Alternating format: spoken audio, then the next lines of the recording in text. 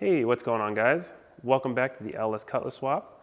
In this episode, we got a bunch of new parts we're going to be throwing onto the LS engine. We got things like oil pans and sensors and a few other things. So let's go ahead and let's get to it.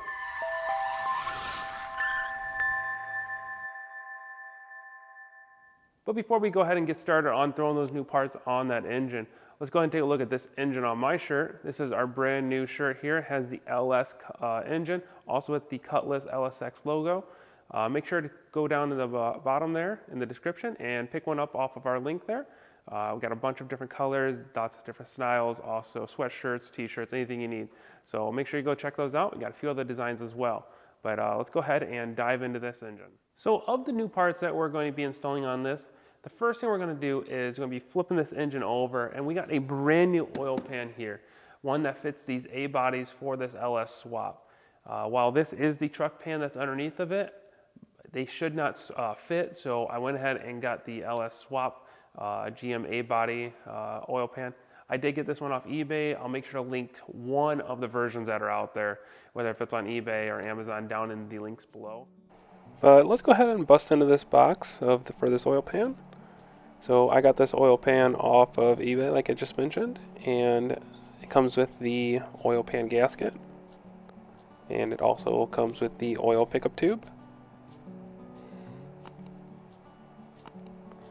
and it also obviously has the oil pan. It's all packaged pretty well overall. It has that oil baffle that goes into the oil pan. And it also has all the hardware needed. So let's go ahead and take the oil pan on out of this styrofoam sleeve. Oil pan's got a lot of machined surfaces where it meets gaskets and such, but as far as the rest of it goes, it's pretty much a cast aluminum. The oil filter housing looks very nice. It does have a piece of hardware that does go in there, but it is included.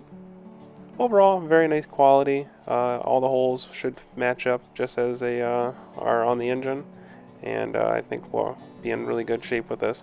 Keep in mind this oil pan is a made in China oil pan, so there might be some tolerances or anything like that. If you're worried about that type of stuff, make sure to go with either a Holley version or something like that.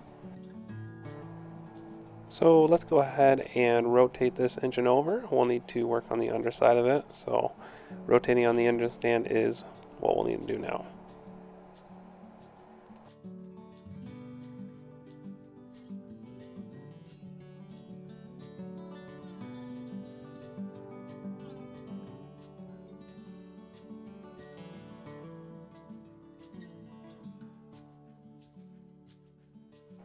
So let's go ahead and take our 10mm and remove all those oil pan bolts.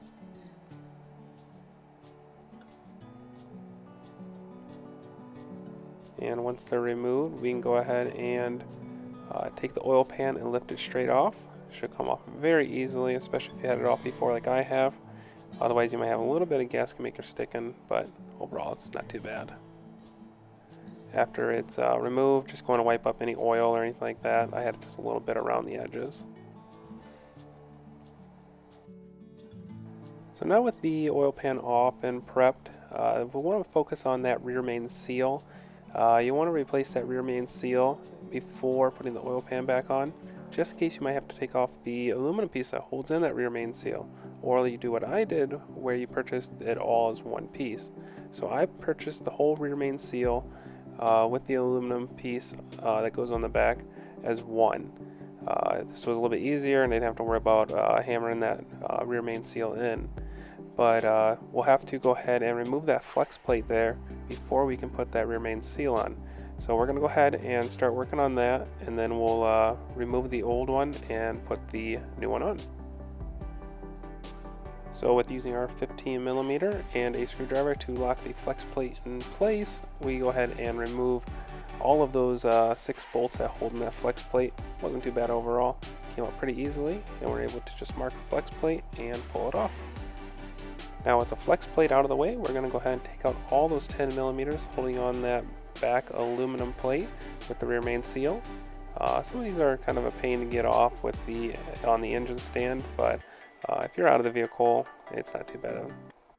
Now carefully with a flat blade screwdriver, we're just going to go ahead and pry this plate off of here, being careful not to mar up any surfaces or anything like that. It comes off pretty easily overall, and then we're just going to slide it upwards. Don't forget to grab the gasket if it did not come with the aluminum plate, and remove that up and out of there. This is what it looks like. Overall, it didn't look like it was in terrible condition. A little bit of dry rotting on the rear main seal, but not too bad. Next, you're going to want to go ahead and clean up your gasket surface and reinstall the new rear main seal plate. This is what mine looks like. I'll go ahead and have a link in the description below of where I purchased mine from, and so that way you can purchase yours. But it just kind of slides right down in here. It is kind of a pain to get it around the rear main. That gasket's fresh and new and kind of an odd position with this engine stand the way it is. But I found it easy to just kind of lightly start one of the bolts up top, so that way it won't flop all around, and then I can go ahead and position it and press it onto there. We'll go ahead and fast forward this process because it was kind of a pain, like I mentioned. If you have it off your engine stand, it will be a lot easier for you. But I'll have the torque settings for the bolts down below. Keep in mind, if you get a different type of rear main seal with the plate like I did, you might have different size bolts as well. These were 10 millimeters, but overall it's pretty much the same going back in as it was out.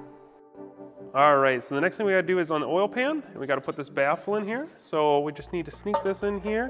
Comes with all 4 bolts that we need to throw into it.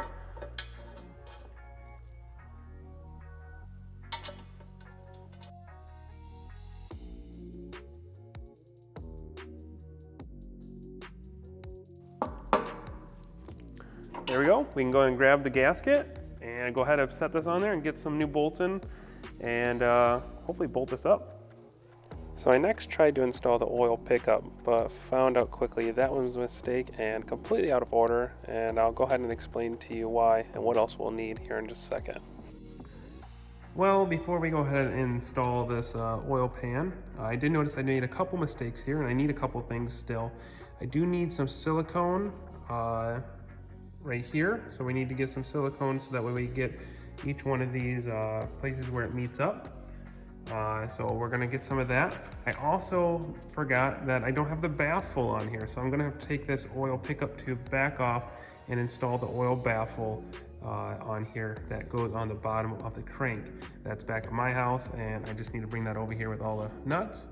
Also, before we tighten this guy up, we're going to have to put the harmonic balancer on here, so that way it will be snug, but also at the right spot, so that way when we are actually running the engine, it's not off kilter on that seal and going to make it leak. So I got a few things we got to do. We're going to go ahead and quit for the night, and maybe we'll pick this back up tomorrow. Kyle might be in the shop tomorrow night with me, but we're going to go ahead and quit for the night here, and we'll pick this back up in the morning. All right, guys, it's the next day, and I brought the tray, or the oil baffle, and I brought the RTV. So with these two things, we can go ahead and continue on the engine today. And we gotta do a little bit of rework, like I mentioned. We gotta have to remove this oil pickup tube, loosen the front cover, and also kind of clean things up again. But after we remove those and get this guy installed, I found all the bolts as well, so that way we can install this very easily. We can go ahead and keep continuing on and hopefully get that oil pan on the engine today. And then we finish up with those sensors. So let's go ahead and start just removing what we did yesterday and put on this tray.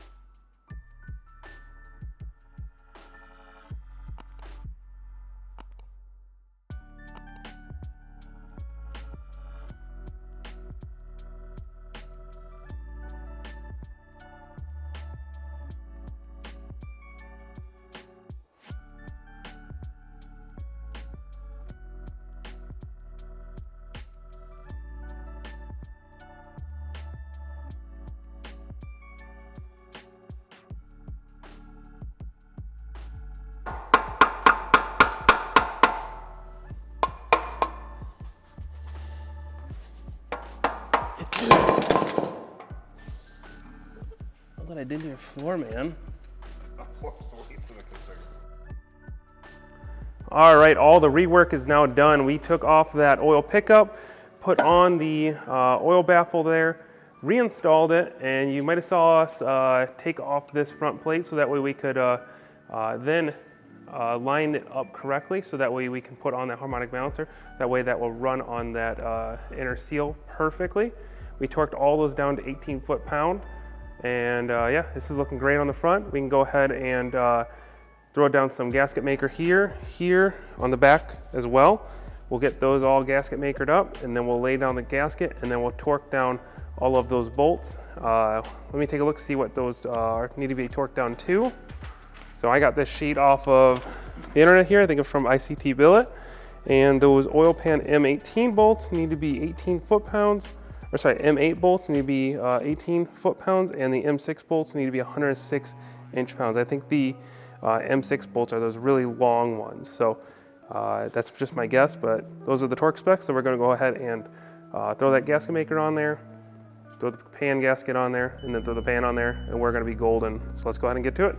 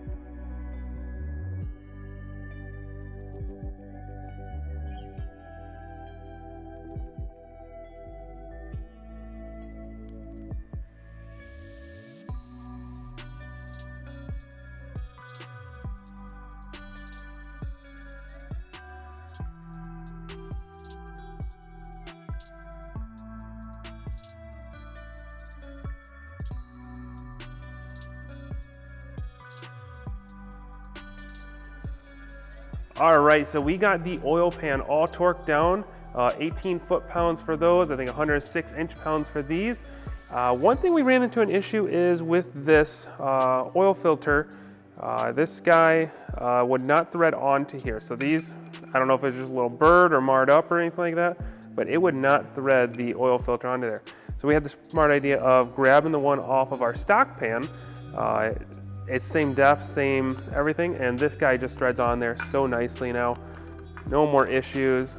You can just see, we're just going to thread that on there for now, and we'll fill that up with oil when we're ready to actually put oil into the engine. So just nice and loose on there. We got the oil drain plug in there loose, and the oil pan is essentially done now. So we can now flip this baby back up, and we'll go ahead and get some of the sensors done, or we might do some of the sensors while it's upside down too, depending on if they're easy to access. So we're gonna go ahead and see what sensor we're gonna go with next, and start there.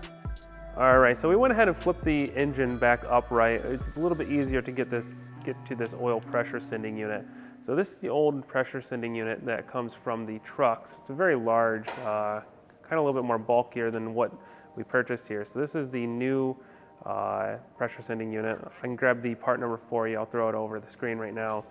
And we're just gonna go ahead and thread that new one back in here. It's kind of a pain to get to because, you know, it's kind of tight, but we'll go ahead and just tighten it up best we can here. And we might have to take off this intake one more time, and we'll make sure it's torqued down correctly if we can't get to it right now. But it does have thread sealant on there already, and it's gonna be really easy to just plug and play this with the Holley system that we got coming here. So we're gonna go ahead and tighten that down and keep moving to the next sensor. All right, so the next thing we're gonna do is put in the temperature sensor here. So this is the temperature hole.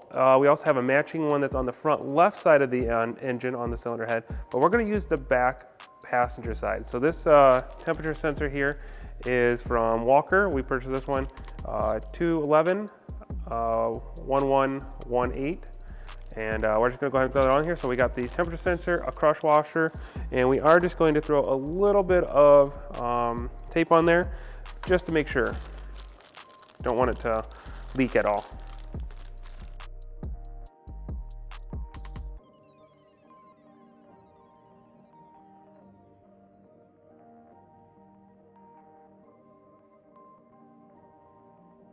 All right, so that sensor is now in. We can go ahead and focus down on the crankshaft position sensor. So next we have the crankshaft position sensor. So this guy right here is the Walker product as well, 2351057. This is very simple as well, and we're just gonna remove this 10mm bolt, pull this one out, and reinstall the new one here. The new one does have some copper lubricant. We do have some copper lubricant from the camshaft position sensor video that we did. If you did not see that, make sure to click the link above. So we're just gonna use that, and we'll save this copper, and we're gonna save that copper lubricant for another time. So I'm gonna bust this open and take out the old one and put this new one in there.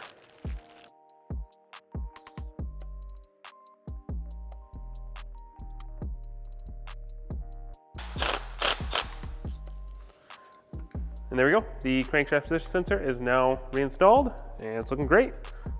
All right, the last thing we're gonna do today is we're gonna install this block off here. I think this is if you wanted to run like a remote oil system or some other adapter, but we don't need it at all, and the kit came with the block off for it. So we're just gonna go ahead and install this. I believe it goes like this.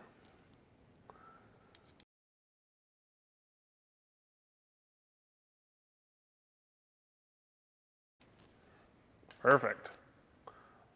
All right, well, I got everything I wanted to do done today. You might have saw Kyle's hands. He was here on the second half of the video. So he was helping me knock out some things on this, torquing some stuff down. So appreciate that. As you notice, our pile of parts back here off the Cutlass is growing, and our pile of parts for the LS engine, which is behind the Chevelle, is getting a little smaller. So really excited to start putting this engine back together pretty much to its completeness right now. And the next thing we're gonna do is probably test fit it in there.